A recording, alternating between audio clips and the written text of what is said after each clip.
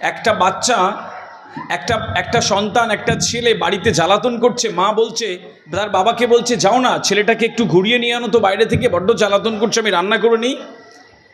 তো বলছে আচ্ছা ঠিক আছে। ছেলেটার হাত ধরে আস্তে আস্তে চকলেট কিনে দিতে নিয়ে যাচ্ছে। তো যখন ছেলেটার হাত ধরে আস্তে আস্তে এগোচ্ছে, দেখছে একটা ফুটবল খেলা হচ্ছে ফুটবল মাঠে। তো ছোট বাচ্চা ওই রাস্তা দিয়ে হাঁটছে আর ফুটবল খেলা হচ্ছে।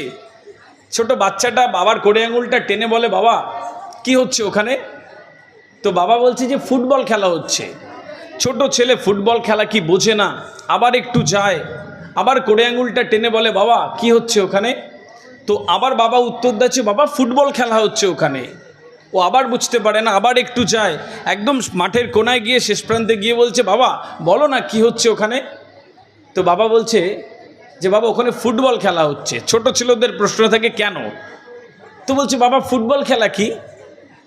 তো বলছে ফুটবল খেলা দেখো, এই যে বল এইদিকে দিচ্ছে ওইদিকে দিচ্ছে। বলছে বাবা কেন দিচ্ছে? তো বলছে গোল করবে তাই। তো বলছে বাবা গোল কেন করবে? তো এত কিছু যখন বাবাকে বলছে, বাবা উত্তর না দিতে পেরে বলছে, বাবা আসলে ওটা লাথি মারছে, বলে লাথি মারছে। তো বলছে বাবা লাথি মারছে কেন? বলছে বাবা লাথি মারছে কেন? তারপরে বাবা বলছে, বাবা ওই বলটা ফাঁপা তাই লাথি মারছে। এখন ওর প্রশ্ন হচ্ছে, বাবা ফাঁপা কেন, লাথি মারছে কেন ফাঁপাতে?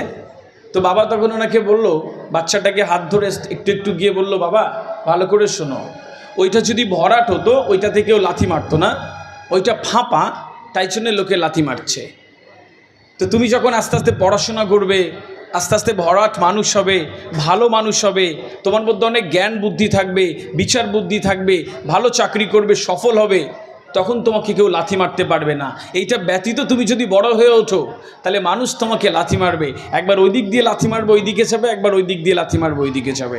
এ রাজনৈতিক নেতা ব্যবহার করবে, ওই নেতা ব্যবহার করে চলে যাবে, কিন্তু নিজের একটা সুস্থ জীবন তৈরি করার জন্য তোমাকে ফাঁপা হলে চলবে না। মোরাল অফ দ্য স্টোরি তাই আমরা বেশিরভাগ মানুষ ফাঁপা হয়ে বেড়ে উঠি।